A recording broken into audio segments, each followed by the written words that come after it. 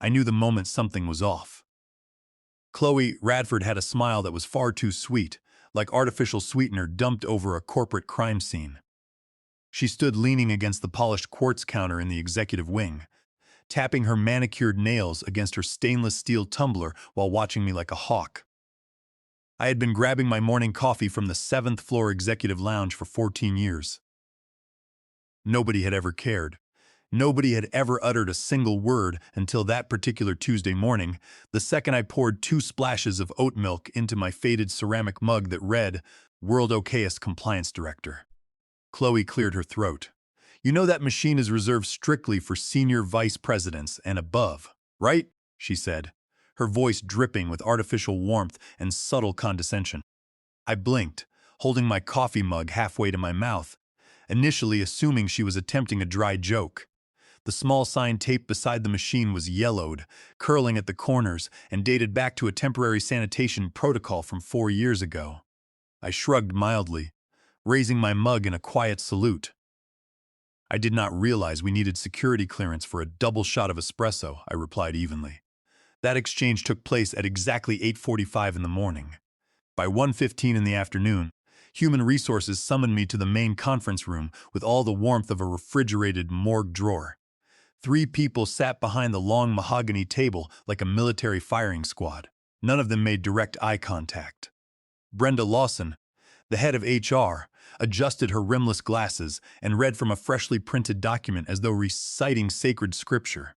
Due to willful breach of restricted executive immunity protocol and blatant insubordination towards senior operations management. Your employment with Apex Automation Systems is hereby terminated, effective immediately, Brenda declared coldly. I stared at her without blinking, crying, or raising my voice. My pulse stayed perfectly steady. May I have a signed physical copy of the termination notice and the exact clause cited? I asked. Brenda looked mildly irritated, as if I were asking for a luxury refill during her lunch hour, but she slid the paper across the polished table. The words on the page did not sting. What stung was the calculated silence in the room and the obvious realization that this ambush had been orchestrated weeks in advance. Not just by Chloe Radford, but by her uncle, CEO Donald Radford. I was 49 years old. I was exactly 45 days away from reaching my 15-year pension vesting milestone, a milestone that would lock in my retirement benefit worth over $1,200,000. My name was stamped on more internal risk management protocols than the chief information officer. I was the compliance backbone keeping this company from getting slapped with catastrophic federal fines. But none of that mattered to Donald or Brenda. Not when there was a new executive favorite in town armed with an overpriced business degree, zero technical understanding, and an insatiable appetite for corporate dominance. They wanted me gone before my pension vested, and Chloe wanted my department annexed under her operations banner. Before standing up from the leather chair, I met Brenda dead in the eye. You might want to double-check page 14 of the Master Risk Continuity Binder before logging my departure in the system, I said softly. Brenda scoffed, waving her pen dismissively. Why would I do that, Nolan? Because today seems like an exceptionally good day for accuracy, I replied. A young security officer named Toby escorted me out of the building like I was carrying an airborne hazard. My colleagues, people I had worked alongside for over a decade, stared in shocked silence. Some looked away in shame, while a few tried to mouth quiet apologies before looking back at their screens. I walked toward the glass exit doors carrying my tote bag, my coffee mug, and a crystal clear mind. I was not angry, not yet. But I knew with absolute certainty that I was going to let them experience the precise mathematical reality of what they had just bought. It was not revenge in a dramatic, cinematic sense. There were no raised voices or slammed doors. Just an 8-digit sequence entered quietly into my phone while standing in the elevator on the way on down to the parking garage. 3 years ago, I had authored a proprietary risk framework called Compliance Safeguard Protocol version 4.2. I had written it on my own personal time and registered its underlying logic as my personal intellectual property under Title 17 United States Code Section 106. I had licensed the framework to Apex Automation Systems strictly for the duration of my active employment. Under the clear language of the software license, the moment my employment was terminated without a formal transitional handover protocol, the license automatically suspended. Furthermore, under Section 355 United States Code, Section 271, any continued automated execution of that proprietary verification engine without an active license constituted intentional patent and copyright infringement. Inside the elevator, I opened a disguised utility application on my phone that resembled an ordinary financial calculator. I typed in the 8-digit authorization code. My thumb hovered over the screen for a fraction of a second before pressing confirm. Compliance anchor status disavowed. Identity verification cascade suspended. The moment the confirmation prompt cleared, an odd sense of tranquility washed over me. It felt like stepping out into a quiet snowfall after hours of deafening noise. No sirens sounded, no warning lights flashed, but deep within the corporate server matrix, the digital dominoes had already begun to fall. "Are you doing all right, Mr. Vance?" Toby asked softly as the elevator doors slid open on the ground floor.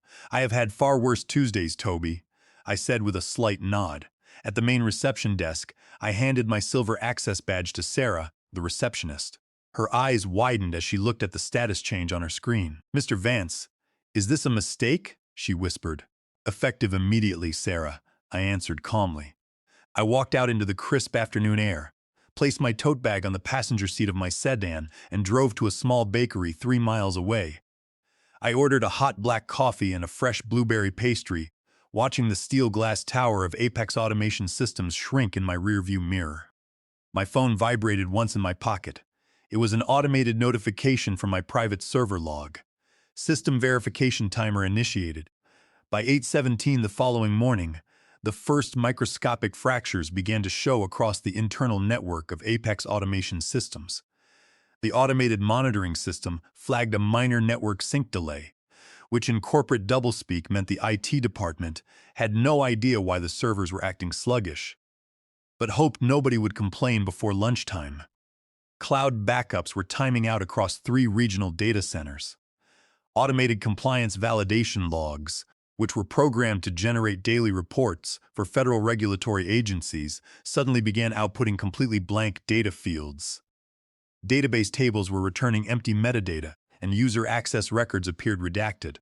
By 9 o'clock in the morning, mild confusion turned into visible panic. A Level 2 escalation ticket dropped into the core infrastructure communication channel with a single word printed in all capital letters: Unverifate. That single word represented a catastrophic flaw for Apex Automation Systems. In the world of high-stakes corporate logistics and federal government contracting, unverified data meant that every single piece of information, from vendor invoices to security compliance certificates, was legally inadmissible. The proprietary compliance engine I had designed had seamlessly transitioned into restricted access mode. It was a contingency measure buried so deeply in the system documentation that nobody on the current executive team even knew it existed, unless they had read footnote 42 on page 389 of the Risk Mitigation Manual. Needless to say, nobody had ever read past page 3. I sat at my kitchen counter in comfortable cotton sweatpants, enjoying a fresh bowl of oatmeal while monitoring the infrastructure through a private read-only dashboard.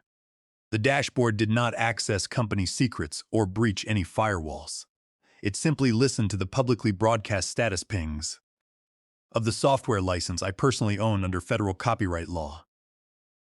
I could have stopped the process with a single tap on my phone, but that would have defeated the entire purpose of building a system designed to punish corporate arrogance. What was the value of 14 years of meticulous risk planning if I did not allow the fools who fired me to experience the natural consequences of their own stupidity?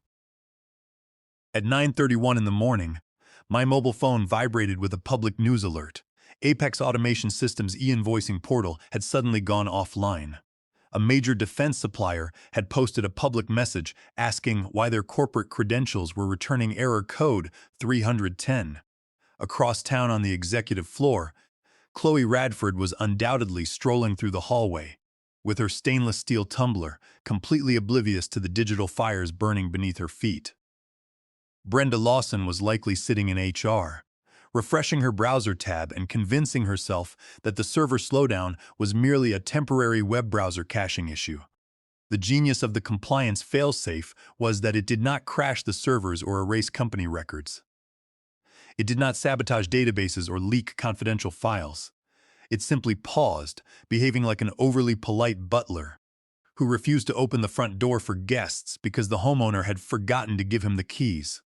By 10 minutes past 10 in the morning, the first major structural blow hit the company. The automated data synchronization bridge connected to the Department of Transportation collapsed. Apex Automation Systems was currently executing a 4-year, $55 million federal logistics contract known internally as Contract ATX Alpha 9.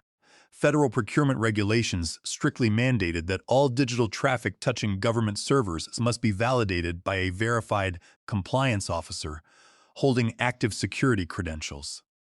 The system required a continuous cryptographic signature chain anchored to a specific human authority. Without my active credentials validating the cascade, the system refused to improvise. It immediately halted all external data transmissions to protect the integrity of the contract. The internal server log output a concise error message. Status system entering restricted mode. Reason: unverified identity anchor. Last authorized sequence holder: Nolan Vance. I had personally set up that authentication anchor during a routine security audit 2 years ago, masking it as a routine background maintenance thread. I knew that one day, an arrogant executive would decide that compliance oversight was an unnecessary corporate expense. They were about to discover what lean operations actually looked like when the structural spine of the company was removed. I poured myself a second cup of coffee into a porcelain mug decorated with the phrase, "The system is the drama." It had been a parting gift from my former assistant, who had transferred to the regional operations office in Atlanta 2 years prior. My phone chimed with an incoming text message from her. "Did you happen to touch something on your way out? Everyone in regional operations is losing their minds over the DOT portal." I read the message, smiled quietly to myself, and locked my phone screen without replying. Silence was my most potent legal strategy. Satisfying relief bloomed in my chest, but it was not petty joy. It was the calm satisfaction of a master architect watching a hastily constructed house collapse under its own structural weight because the new owner decided to tear out the load-bearing walls. They had chosen to terminate a 14-year career over a cup of executive coffee to save a pension payout. Now they could not even generate a valid shipping manifest for a $55 million government contract. By 10:45 that same morning, the executive floor at Apex Automation Systems resembled the chaotic opening scene of an operational disaster film. Department managers were pacing frantically down the glass corridors with phones pressed against their ears. Computer monitors across the open-plan office flashed red warning icons, and a junior financial analyst was visibly weeping at her desk. In the middle of the storm stood Chloe Radford, marching across the polished floor in her high heels, assuring anyone within earshot that the situation was entirely under control. "This is just Nolan being incredibly dramatic and petty," Chloe claimed loudly to a group of nervous department heads. "You all know how territorial he was about his software scripts.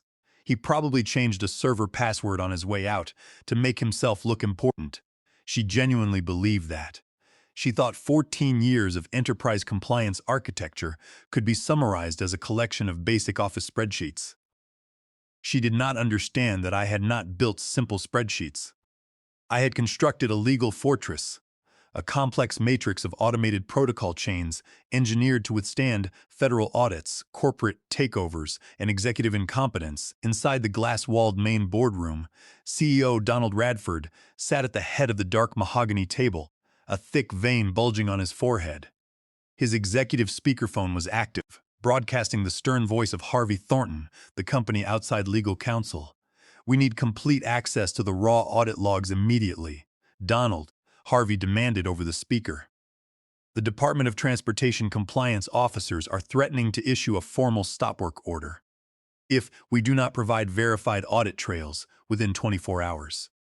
Donald waved his arms frantically at a young associate attorney named Monica. "Get Harvey whatever files he needs right now," Donald ordered gruffly. "I cannot pull the files, sir," Monica stammered, her hands trembling as she typed on her laptop. "The directory structure is visible, but every master file is encrypted. When I attempt to run the decryption key, the system reports that the primary authorization chain is broken." Harvey sighed loudly through the phone speaker. "What does that mean in plain English, Monica?" "It means that Nolan Vance was the primary identity anchor for our entire data architecture," Monica explained, swallowing hard. "His personal security credentials were the cryptographic gatekeeper for our federal compliance certificates. When HR processed his immediate termination yesterday afternoon, without transferring his anchor status, the entire verification chain disavowed our network." Silence stretched across the boardroom. Harvey's voice returned, noticeably colder and far sharper than before. "Are you telling me that you terminated the single individual whose personal identity validated our $55 million federal infrastructure?" Donald rubbed his face nervously.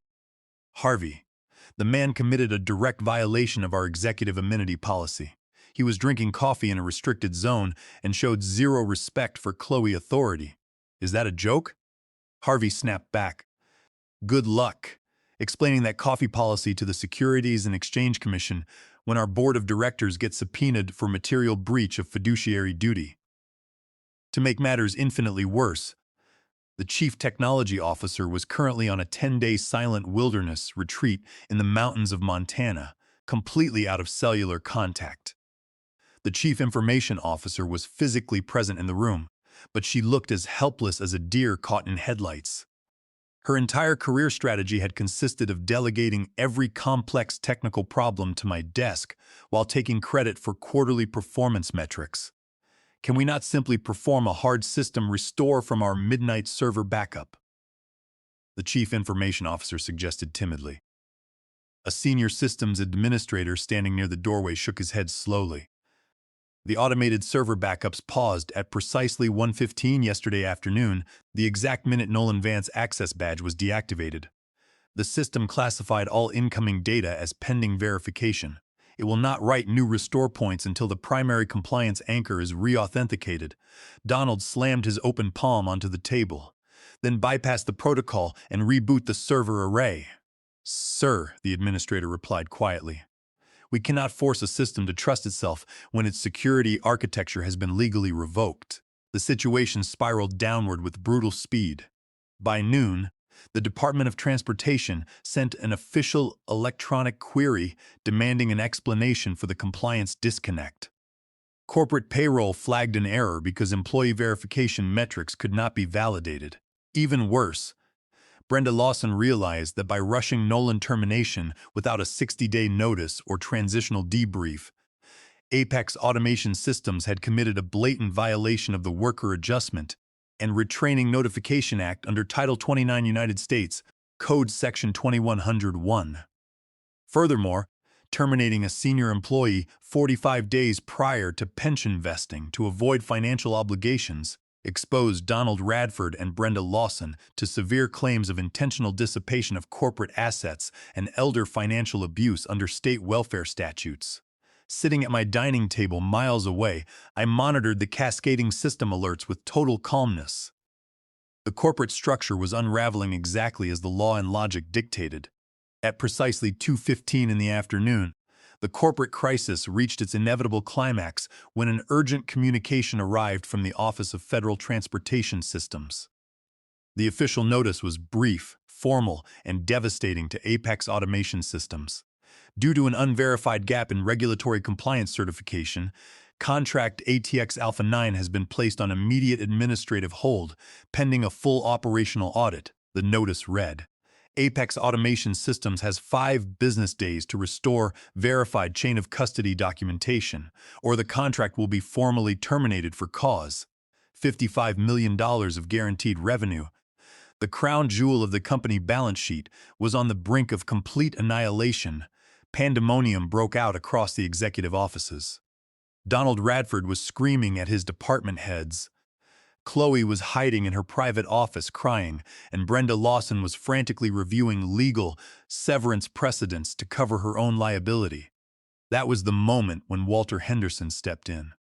Walter was the chairman of the board of directors, a veteran industrialist who rarely intervened in day-to-day operations unless the company's financial survival was directly threatened. Walter did not call Donald Radford. He did not call HR. Instead, he instructed his executive secretary to retrieve my personal cell phone number from the emergency contact register. My phone rang at 2:45 in the afternoon. "Mr. Vance, this is Walter Henderson," a calm, authoritative voice spoke when I answered. "I believe you and I have a matter of mutual importance to discuss." "Good afternoon, Mr. Henderson," I replied politely. "I assumed I would be hearing from you around this time." Walter did not waste time with corporate platitudes. "I am sitting in a room looking at a $55 million federal hold notice," Walter said directly. "I have also just reviewed the circumstance of your sudden departure yesterday afternoon. Am I correct in understanding that your personal identity is the cryptographic key holding our compliance architecture together?" "You are partially correct, Mr. Henderson," I answered smoothly. "My personal identity is the authorized anchor.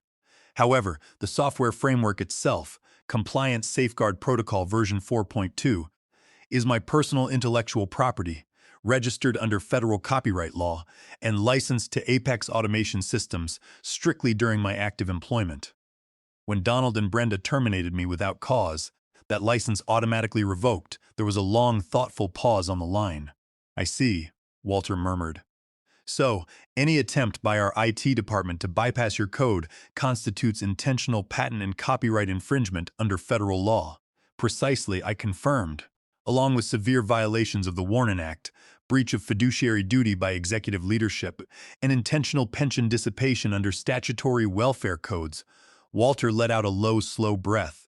"Donald Radford has made a catastrophic mistake," he stated flatly. "Mr. Vance, I would like to invite you to an extraordinary meeting of the board of directors at 4 o'clock this afternoon. Will you attend?" "I will attend, Mr. Henderson," I replied, "on one condition. I will not negotiate with Donald Radford or Brenda Lawson. I will present my terms directly to the board." "Agreed," Walter said without hesitation. "I will have a driver waiting outside your residence in 20 minutes. I hung up the phone, walked into my bedroom, and put on my finest navy blue wool suit, a crisp white dress shirt, and a burgundy silk tie. I looked at myself in the mirror. At 49 years old, I had devoted 14 years of my life to building an unshakable operational foundation for a company that treated its people as disposable commodities. It was time to demonstrate the true value of integrity when the executive car dropped me off at the corporate headquarters. At 10 minutes to 4, the atmosphere inside the building was unrecognizable. The frantic energy of the morning had transformed into a somber, terrified hush. Toby, the young security officer who had escorted me out 24 hours earlier, opened the glass front doors for me. "Welcome back, Mr. Vance," Toby said quietly, holding the door with visible respect.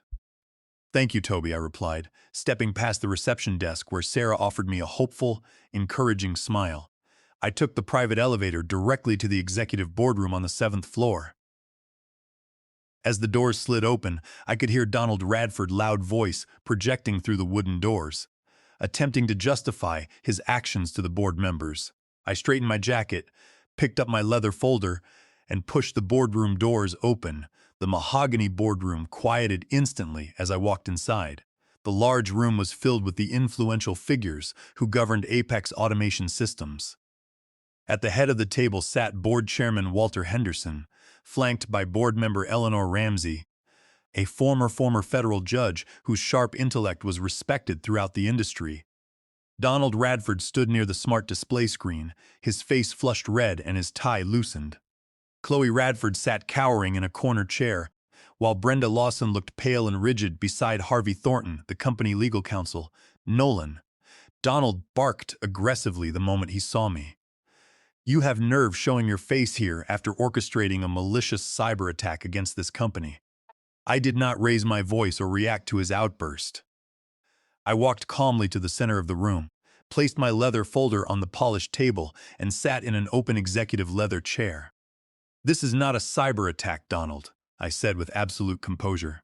"This is simply the mechanical execution of the legal contracts and risk frameworks that you failed to read." Donald turned to Walter Henderson frantically.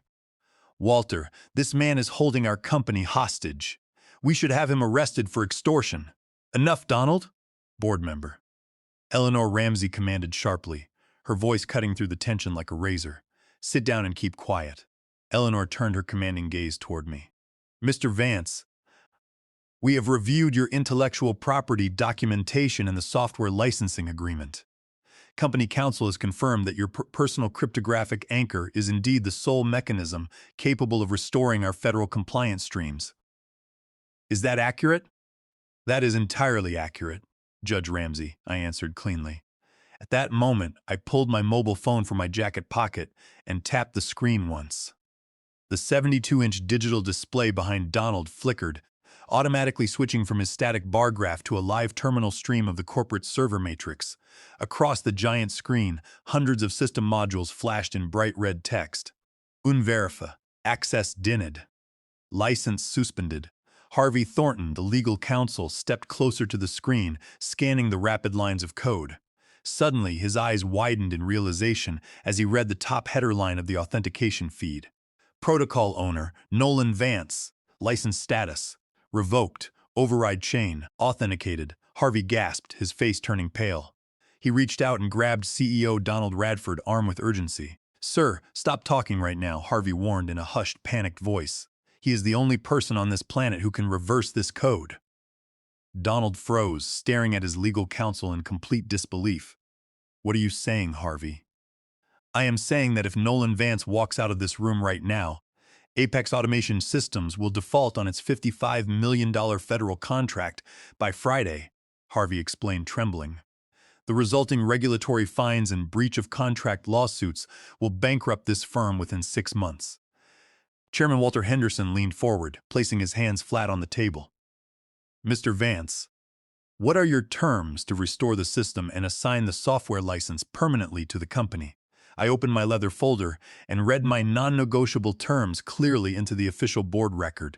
First, Chloe Radford employment is terminated immediately for cause due to gross misconduct and deliberate falsification of operational reports. Her system access NAS will be revoked before 5 o'clock today. Chloe gasped, bursting into tears. But no one in the room spoke up in her defense. Second, Human Resources Director Brenda Lawson will be placed on immediate administrative leave, pending an independent third-party audit of all employee terminations executed over the past 5 years, specifically examining pension vesting retaliation and WARN Act violations. Brenda slumped back into her chair, her stylus falling from her trembling hand. Third, I will be reinstated immediately, not as compliance director, but under a newly created executive title, Chief Ethics Officer. In this role, I will report directly to the board of directors, completely bypassing executive management and HR. My compensation will include full vesting of my retirement pension today, along with an equity grant reflecting my intellectual property transfer. Fourth, CEO Donald Radford will be placed on indefinite suspension without pay, pending a comprehensive board investigation into breach of fiduciary duty, corporate waste, and elder financial abuse. Donald jumped to his feet, shouting frantically, "This is an outrage! You cannot do this to me! I am the Chief Executive Officer." "You were the Chief Executive Officer, Donald." Chairman Walter Henderson corrected coldly. "The board accepts all of Mr. Vance's terms unanimously." Harvey Thornton immediately drafted the formal board resolution and settlement agreement. 10 minutes later, the documents were signed by Walter Henderson, Eleanor Ramsey, and myself. I pulled my phone from my pocket, opened the disguised utility application, and placed my thumb against the biometric scanner. Baudry sequence authorized. Intellectual property license transferred. Identity anchor restored. Across the 72-inch display, the red warning indicators vanished instantly, replaced by a smooth wave of vibrant green text. System rest cord. Compliance Vera. Dot portal active. Outside the glass boardroom walls, a wave of noise rippled through the office floor. Monitors across every department lit up. Systems unlocked and automated reports resumed processing. Dozens of employees stood up from their cubicles, clapping and cheering as they realized the operational nightmare was over. I stood up slowly, buttoned my navy suit jacket, and picked up my leather folder along with my favorite ceramic coffee mug. I looked at Donald Radford, who sat defeated in his chair, unable to meet my eyes. "You tried to fire me over a cup of coffee to steal my pension, Donald," I said quietly. "You forgot that systems are not built on titles or corner offices. They are built on competence." I turned and walked out of the boardroom into the bright hallway. Employees lined the corridor, smiling and offering warm words of congratulations as I passed. I stepped into the executive elevator, took a warm sip from my mug, and smiled. The system was finally whole again, and so was I.